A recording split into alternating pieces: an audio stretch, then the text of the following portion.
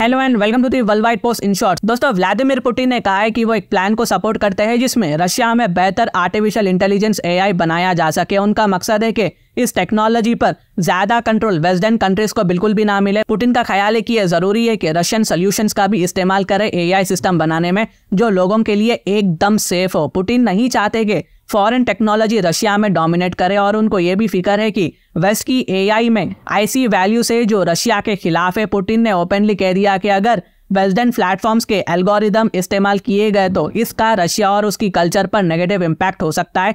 क्या आपको लगता है कि इंडिया को भी ये इम्प्लीमेंट करना चाहिए या नहीं? हमें कमेंट कर बताएं। दोस्तों, कुछ रिपोर्ट के मुताबिक यूएस और जर्मन ऑफिशियल्स ने यूक्रेन के प्रेसिडेंट जेलेंस्की से अकेले में मुलाकात किया और ये कहा कि वो थोड़ा सा कॉम्प्रोमाइज कर ले, रशिया के साथ टेरिटोरियल मामले में नेगोशिएट करे। लेकिन दूसरी तरफ यूएसए ने पब्लिकली ये इज़हार किया कि वो यूक्रेन के सॉवरेनिटी और टेरिटोरियल की हिफाजत में पूरी मदद करेगा। जेलेंस्की ने अब तक इन सजेशंस को नजरअंदाज किया है और उनका कहना यह है कि अगर कुछ टेरिटोरियल हाथ से चली गई तो ये रशियन एग्रेशन का एक नतीजा होगा, जीत नहीं। उनका ये भी स्टैंड है कि वो तब तक रशिया के साथ नेगोशिएट नहीं करेंगे जब तक कि रशियन सोल्जर्स सारी यूक्रेनियन टेरिटरी से वापस ना चले जाए। ये थी आज की शॉर्ट अपडेट। दोस्तों, प्राइम मिनिस्टर नरेंद्र मोदी ने अपनी मन की बात में कहा कि उन्हें फिक्र है कि इंडियन परिवार में बढ़ते हुए ट्रेंड के बारे में जिसमें लोग अपनी शादी या फॉरेन कंट्री में जाकर वेडिंग करते हैं। उन्होंने इसके बारे में चिंता जाहिर की और कहा कि इस तरह के वेडिंग डेस्टिनेशन को लेकर क्या जरूरत है, बल्कि देश में ही शादियां मनानी चाहिए ताकि देश में फंड्स बने और लोकल बिजनेस को सपोर्ट मिले। मोदी जी ने जोर दिया कि शादियों को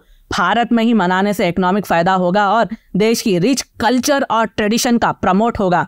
उन्होंने ये भी कहा कि लोग शादियों में भी वोकल फॉर लोकल अप्रोच अपनाए रखना है जिससे कि लोकल प्रोडक्ट्स और सर्विसेज को बढ़ावा मिले। आप अपनी शादी को लेकर क्या सोचते हैं, कहाँ करेंगे आप? हमें कमेंट करें। ये थी आज की शॉर्ट अपडेट।